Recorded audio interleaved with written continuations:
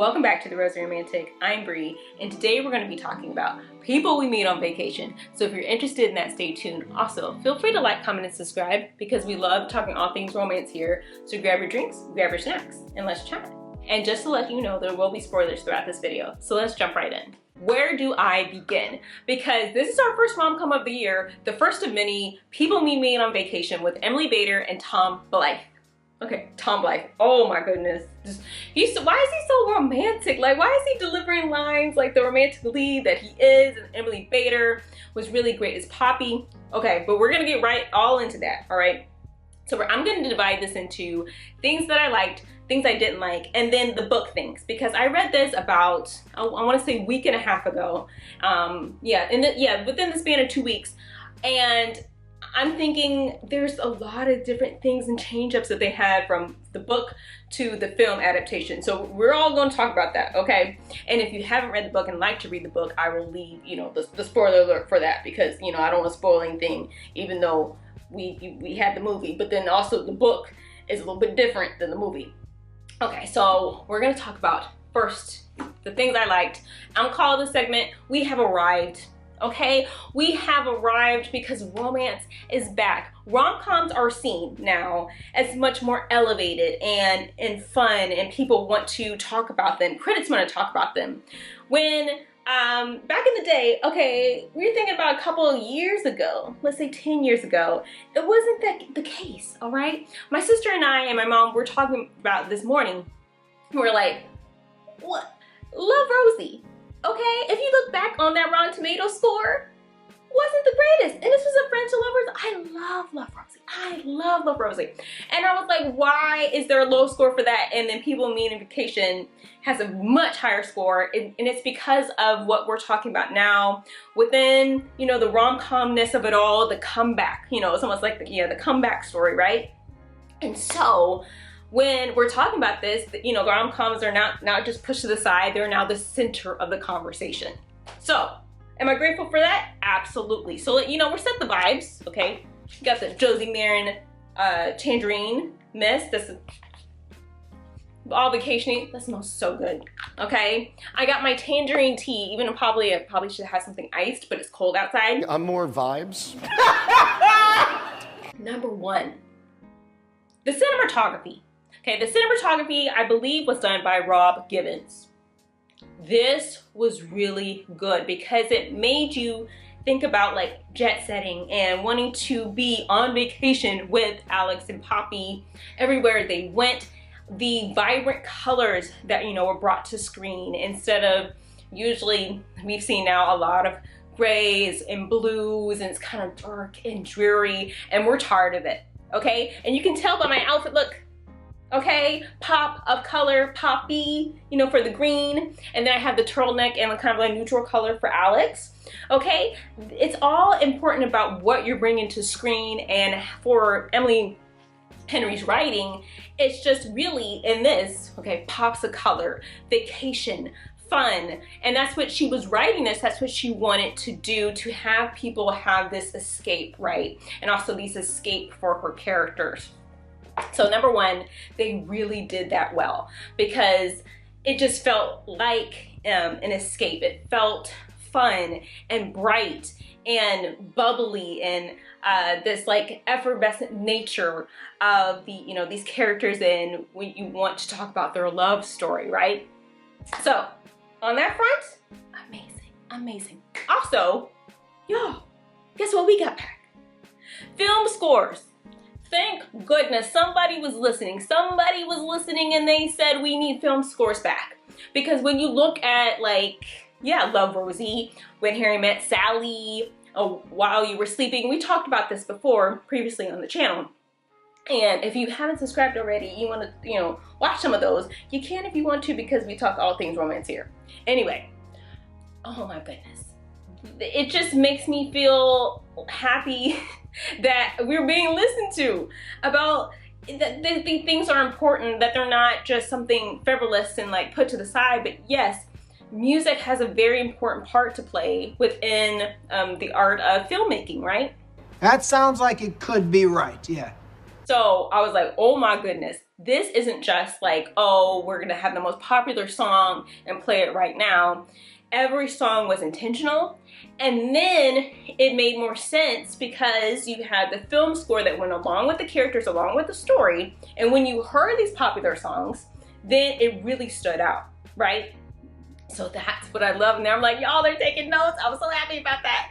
And then, yeah, the music department, Forever Your Girl by Paula Abdul, awesome. I was like, it's such a fun song, and it fits Poppy and Alex just so well throughout this book, because when I was reading it, I was like, yeah, like in reading and then thinking about the movie and then kind of going back and forth. Again, there was things I liked and things I didn't like, but I was like, that's a perfect song. Like they're almost like like an 80s type couple, because again, they were inspired by When Harry Met Sally. This is what the movie that Emily Henry was thinking of when she was writing this, and she just put her own spin on it, different story, but there is an essence of When Harry Met Sally within this book and within the film. So I was like, yay, like finally we get this, some of this back in the day rom-com era back. Also, everyone knowing, yeah, Paula Abdul, because there's probably young people out there that don't know Paula Abdul, Forever Your Girl. Okay, we got another song. Forever Your Girl. Like, and it makes you want to dance. Like, that's how rom-coms should feel. Also, y'all played Nat King Cole Love. Yes, this is what I want to see more. I'm like, put some respect on Nat King Cole. Like back in the day, they were like, yeah, let's put in these like great love songs and have it, be portrayed in the story. And they did that, and I'm very excited about it. And you know that's right. And I'm also so happy for the wardrobe department. Costume and wardrobe department. Y'all did that. Y'all really did that, because like in the book, I was like picturing some of their outfits, and I'm like, it was brought to the screen right before my very eyes. It was very fun to see how Poppy was wearing, all these, like, again, pops of color, where it'd be bright blues, pastels, green, I'm on theme, just like in the book, we have to be on theme, right? And they were on theme in every way. Also, introducing pops of color for Alex. Okay, did y'all see, even the skinny dipping thing, that scene, and then where he puts on that romper, that's his like first introduction to like a pop of color, and Poppy, a special part in his life. Like, there's so much things that you can do with storytelling in wardrobe, and they did that. They did that, the neutrals for Alex, and how he's expressing himself, and it's just really good. And then the green sweatshirt at the end for Sarah Lawrence. Like there's pieces and purposes, okay, for why everything connects, and that's what they really did a great job on. Okay, I really appreciate it. Thank you, costume and wardrobe department. You did your job. You did your job. You did above and beyond. Thank you. There is no way for me to express my joy except by telling you the width of my smile. I can't read it. Somebody else read it. Nah, I want to do it. Hold on. But I can't see it. Let me turn it up. Let's talk about our leads. Tom Blythe and Emily Bader playing Poppy and Alex. This was a really good casting direction, because I feel that what they brought to the screen for these characters, for Alex and for Poppy, was spot on. It really was. Now, that being said, I read this, like a week and a half ago, okay? This was really fresh on my mind. Also, seeing the casting decisions for them, like I was like in my head, I was like, okay, what would it be like if they were going to play these parts? And as I began to read the story, I was like, this is good casting, okay? For me, in my opinion, of how they are making these characters come to life and leaping off the page, especially for Poppy. Okay, they had Poppy like, for her costume, her character, her dialogue, everything surrounding for her character was excellent. For Alex, I think they just need to develop it a little bit more. We're gonna talk about that later, because right now we have arrived, right? Okay, we're gonna talk about that soon, but their chemistry is good together as these characters, and it made it feel like we were taking a journey with them. So they did really good at that there. So now we're gonna talk about the things that I didn't like so much in this segment I call, Are We There Yet? I think there were things that held this film back, and it was for these following reasons. Okay, the first being that, again, Alex wasn't developed as well as he's in the book, okay? I mean, I don't want to talk about too much about the book because I'm going to talk about that at the very end, okay? And I'll go, spoilers to that. But there are themes in the book that start to make sense for Alex because they really explain that for Poppy. How, that she was, bullied in school, and how much that the town, and the people surrounding didn't really understand her. She felt like she was, too much. And this is why she didn't, want to say, she's from Linfield. She's like, look, I am from, Boston. I don't want any ties back to Ohio, okay? But for Alex, for him and his connection to Poppy, that was great. But the development of him overall, I feel like there were pieces missing, and that was mainly due to some of the dialogue that could have developed that a little bit more for him. I know that we get a lot of Poppy's point of view in the book, but when you're doing screen adaptations, that's what you have to kind of think about, where is Alex being mainly developed, and it was in a lot of the dialogue. Which brings me to some of the script. It felt like it was holding back because they didn't get a chance to really have dialogue heavy scenes. And this is what I love about romance. With rom-coms and with rom dramas, there's always like a very intentional scene where they're just talking. And they could be like talking and walking together, talking and sitting together having a cup of tea, or you're talking about a film after you watched it together, just like Me Before You, and then it makes it impactful, and it's something that you can remember. Like, okay, I know this isn't a rom drama, but everybody remembers the bumblebee tights. Okay, and if you haven't watched Me Before You, I highly recommend it, because I'm gonna tell you, every time I talk about bumblebee tights, everybody knows what I'm talking about, that scene in the movie, right? Okay, and then read the book. I haven't read the book. I need to read the book of Me Before You. But okay, that's neither here nor there. But it's something that stays with you, and you constantly, remember about it. Just like with George and Charlotte, and talking about the stars. While you were sleeping, when they were on the ice and they fell. What are we gonna do? Sit around all night and talk about love? So for me, I think the dialogue builds chemistry, and I think this is where we could have had, instead of a good chemistry, a great chemistry between Emily Bader and Tom Blythe as Poppy and Alex, to even bring it to the next level. Because when I was like writing notes down during the film, I was like, the chemistry's in the ballpark, but it's not out of the ballpark, okay? You want a home run with your chemistry, and I think that the dialogue just held it back a bit. And I was like, there was, I think, much more that could be said, when you think about Poppy and Alex and how they're thinking, how they're feeling. Like with, in the book, we get so much more detail and background, and that's where you need to basically tell the audience, you're showing them and not telling them. And I think that's what they really need to kind of focus on. But like for the overall story, they are understanding what Poppy and Alex are to each other, and that's good. It is just getting across how Poppy is thinking and feeling in a moment, which was seen quite a few times. But then how is Alex feeling? Because it just seems like he is along, for the journey with Poppy, but it's also his, story as well. So I think if they were just able to slow down, and they could have, because they reduced the number of trips, because they did a lot of trips, y'all. There's only so much you can do within the 2 hours in covering this book, okay? It is a lot of material. So I understand that, again, you're gonna have to take some liberties. But while you're taking liberties, take the time to slow down, because I promise you, this is where the audience locks in.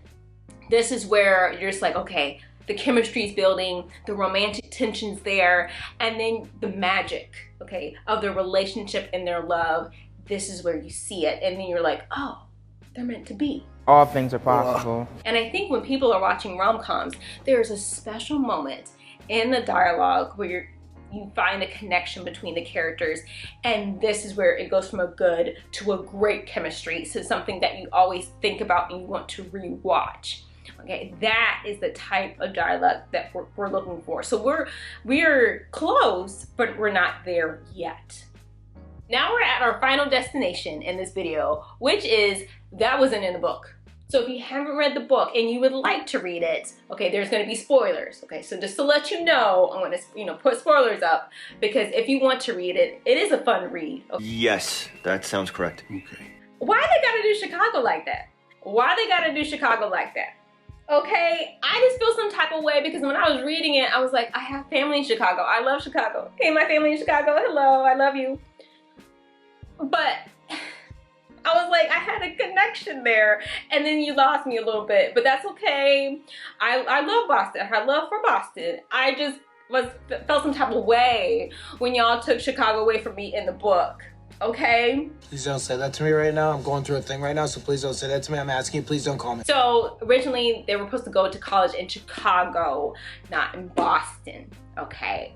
And so yeah, that hurt me a little bit. Okay, because I like Alex in Chicago. I feel like, it's Alex in Chicago, it's cool. Not saying Alex from Boston can't be cool, but I'm just biased. Okay, I love Chicago. We're going to be better. Anyway, when Poppy gets sick, and they have that emotional moment together, and he's holding on to her, he wants her to get well, but this is when they start realizing, okay, they have feelings for each other because they're holding on to each other, not as friends, okay? But it's more than friends. And it's starting to think about in their brains there, they're like, oh, well, I didn't think about this before. And that's one of my favorite parts in the book. I was like, oh wow. Okay. Because they're slowing down in, the narrative instead of going, place to place after, what they've experienced and their relationships. And now they're together, okay, in this room. They are not going anywhere, and they have to basically confront their feelings, but they haven't yet. So I'm like, why? It was right there. You could have just had that moment, and people go like, oh my goodness, do you remember the scene? We'll probably get sick, whatever. And it was just like a little small part in the movie. And I really would have liked them to really just think about it.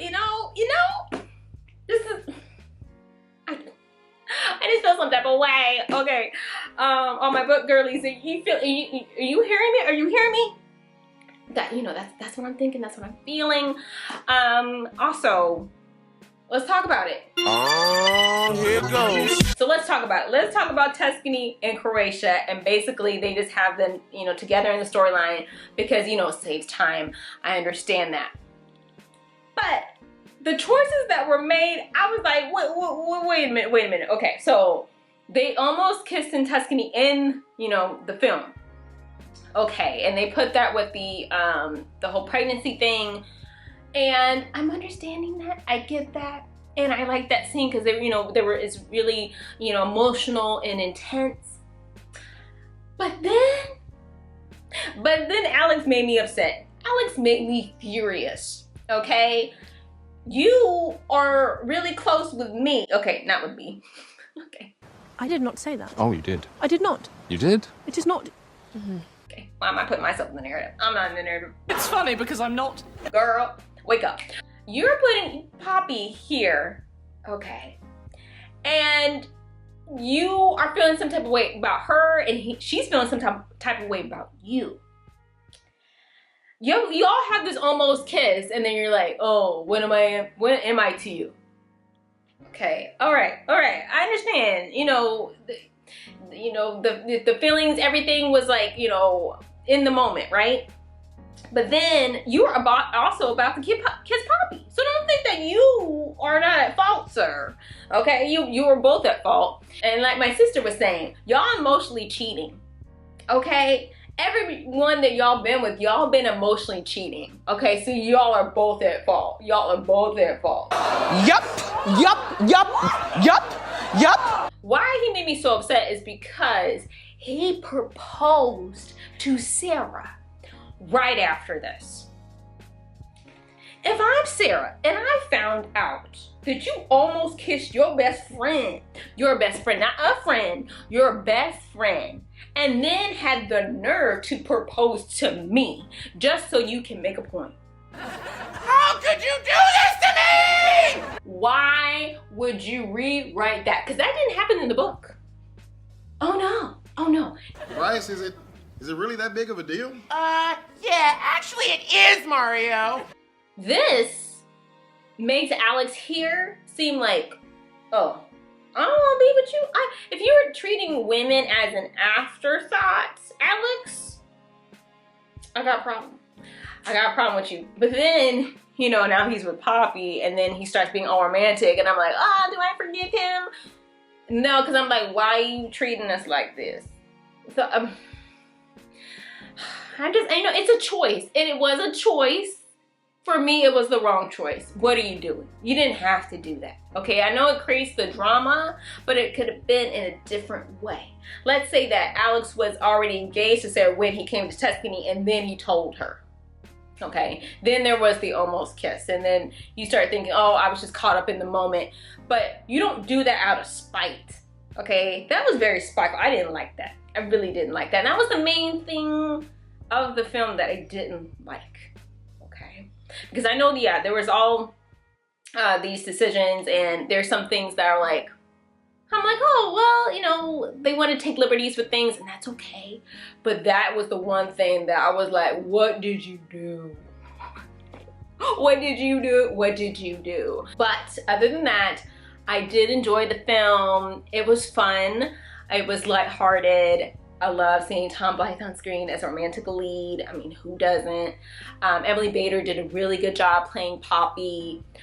I just think that sometimes when you are making film adaptations, that I think sometimes you get caught up in trying to make sure, like, okay, can we condense everything, you know, that's in this book? But the main thing is to get the essence of what these characters mean to each other, and a lot of that essence comes from the heavy dialogue that you have in the book between Alex and Poppy, so you get to know them. And when I was reading this book, I was like, Emily Henry really loves her characters. Like, every detail and moment, I was like, wow, she's really invested with Alex and Poppy, and that made me want to keep reading. Okay, because the whole Croatia thing was getting on my nerves, but the character development of them is really good in this book. So that's what I have to say about People We Meet on Vacation. But what do you have to say? Okay, did you like it? Did you not like it? Where you're like, oh, it's okay. Let me know in the comments down below. You know, did you read the book? Did you just get book spoilers? I hope not. Let me know how you're thinking and you're feeling, because I really want to know, like, this is gonna be interesting. Are you excited about more Emily Henry adaptations? What are some of your favorite Emily Henry books? And also, this is not their only vacation this year, y'all, because we have You, Me, and Tuscany coming up in April, and there's many other rom-coms coming up. So what are you excited for? Let me know in the comments down below, and subscribe if you haven't already, because clearly, we love talking all things romance here, and I hope you have a comfy and cozy rest of your day. Bye.